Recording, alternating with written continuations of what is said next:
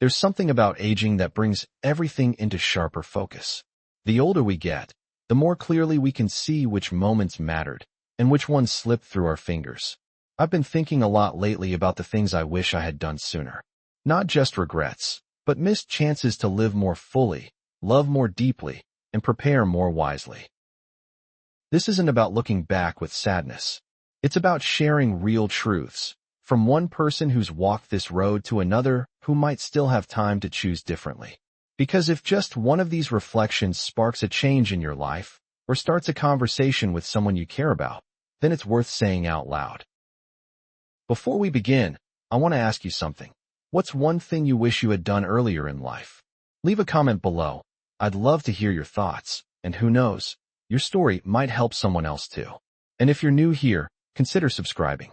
This channel is all about honest reflections and practical wisdom for this stage of life. No fluff, just real talk. Now, let's dive into the first thing I truly wish I had done sooner. Number 1. I wish I took better care of my body. When I was in my 40s, I remember a moment so vividly. I was at a family barbecue, holding a plate full of ribs and potato salad, laughing with my cousins, when my brother pulled me aside. "You ever think about exercising?" he asked, half joking, half serious. I laughed it off. I told him, "I feel fine." Back then, I really believed that feeling fine was enough. Fast forward 2 decades, and my knees ache when I get out of bed. Climbing stairs feels like a challenge. Simple things, gardening, walking long distances, even bending down to tie my shoes, take more effort than they should. I'm not blaming anyone, but I do wish I had taken that moment, and many others like it, a little more seriously. You see, we don't lose strength and flexibility all at once. It slips away quietly, a little at a time. We tell ourselves, "I'll start stretching next week," or "I'm too busy right now to join a class," until suddenly, our bodies make the decision for us. And the truth is, taking care of our bodies isn't about vanity or chasing youth. It's about freedom. Freedom to move, to travel, to play with our grandkids without pain, to live without fear of falling. Science backs this up. Studies show that muscle mass starts to decline around age 30, and unless we actively work against it, we can lose as much as 5% of it every decade.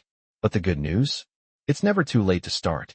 Gentle movement, walking, water aerobics, balance exercises, they make a difference, even now.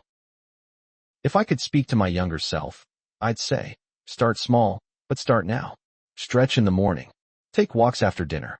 Treat your body like the lifelong companion it is, because one day, it will speak louder than your words ever could. What about you? Have you had a moment where your body reminded you that you waited too long? Share your story in the comments. You never know who needs to hear it. Ready for the second thing I wish I did sooner? Let me know, and I'll continue. Number 2.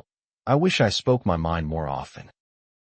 Picture this. You're sitting at the dinner table with your family. The conversation turns to something that bothers you. Maybe it's a decision your adult children made, or something you disagree with deeply. You want to say something. You feel it rise in your chest. But you don't. You smile politely, nod, and keep the peace. I've done that more times than I care to admit. I thought I was being wise, choosing harmony over conflict. But over time, those unsaid words build up. They become a kind of quiet burden, and eventually, they change you. You find yourself retreating from conversations, resenting things you never voiced, and worst of all, feeling invisible in your own family. Speaking your mind doesn't mean picking fights.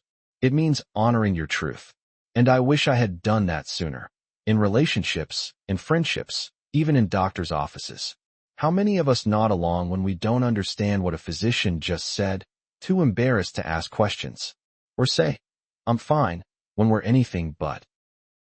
Psychologists call this emotional suppression, and it's been linked to increased stress, poor health outcomes, and even depression, especially in older adults.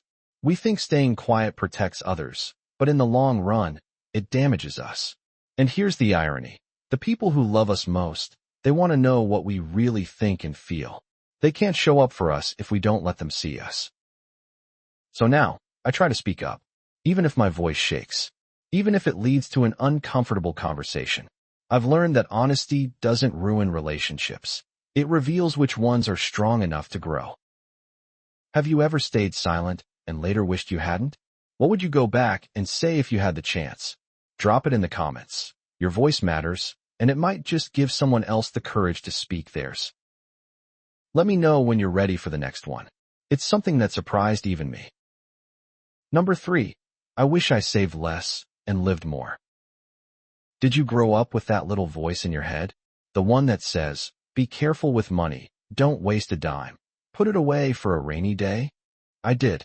My parents lived through the Great Depression, and their habits became mine. I clipped coupons, skipped vacations, reused tea bags, always with the belief that someday I'd have the time and freedom to enjoy what I had saved. But here's what no one told me. Someday doesn't always come the way you think it will. I retired at 65 with a decent nest egg, more than I thought I'd need. But by then, my knees weren't what they used to be. My spouse had passed away. Friends were scattered or ill. The things I once dreamed of, seeing Europe, taking a train through the Rockies, learning to paint in Italy, felt out of reach, not because of money, but because of time, energy, and health. Here's a number that shook me. According to the Bureau of Labor Statistics, Americans over 65 spend less on travel and leisure than any other age group. Not because they can't afford it, but because by the time they finally have the money, they often don't have the capacity. I wish I had realized that money is a tool, not a trophy. I wish I had spent more of it creating memories, not just security. Sure, saving is important, but if I could go back, I'd strike a better balance. I'd take that weekend trip, buy the nicer wine, fly out to see a friend I hadn't hugged in years. There's a kind of wealth that doesn't sit in a bank account. It sits in your heart, in photos, in shared laughter. And that's the kind of wealth I wish I had invested in sooner. So I'm asking you, what's something you've been putting off because of money? Is it really about the cost, or is it about permission? Tell me in the comments. I promise you're not the only one. Ready for the next regret? It has to do with connection, the kind we often take for granted until it's gone. Let me know. Number 4. I wish I stayed closer to friends. It happens slowly. A missed phone call here. We should catch up soon there. Life pulls us in different directions. Jobs, kids, caregiving, health issues. And before we know it, the people who once knew us best become names we see once a year on a holiday card. Or worse, names we remember only when we hear they've passed. I had a friend named Harold. We met in our 20s, served in the same unit, even stood beside each other at our weddings. For years, we were thick as thieves, fishing trips, poker nights, spontaneous visits just to say hello. But life got busy. He moved states away. I kept meaning to call. He kept meaning to write. And then, one day, someone else told me he was gone. I stood in the driveway with the phone in my hand, and this awful thought hit me. Why did I let the silence grow so long? There's research behind this feeling. A Harvard study that followed people for over 75 years found one powerful truth. Close relationships, more than money or fame, keep us happier and healthier. Not just emotionally, but physically. The people who maintained strong friendships lived longer, got sick less often, and reported greater life satisfaction. And yet, friendship is often the first thing we let slip. We tell ourselves it's too late to reconnect, or too awkward to reach out. But here's what I've learned. It's never too late. Even a simple, I was thinking about you, can be a door back in. Since Harold, I've tried harder. I call people just to say hello. I send short letters, even when I don't know what to say. And every time someone picks up the phone and says, I'm so glad you called, I'm reminded why it matters. So I ask you now, is there someone you've lost touch with? Someone you've been meaning to call? Don't wait. And if you're willing, share their name or story in the comments below. Maybe today's the day you reach out. Let me know when you're ready for the final regret. It's the one that might surprise you most. Number 5. I wish I faced my fears sooner. Fear has a way of disguising itself. It doesn't always look like panic or dread. Sometimes, it wears the face of hesitation, the maybe next year, or what if I fail? It whispers, you're too old, or worse, you're too late. I let fear stop me from doing so many things. Public speaking? Terrified. Starting my own little side business? Too risky. Learning how to dance with my wife. I told myself I had 2 left feet. But the truth was, I was just afraid of looking foolish. Here's the part that stings. Most of the things I feared never even happened. The worst-case scenarios I played over and over in my head. Imaginary. And yet, I let them steer my decisions, shape my life.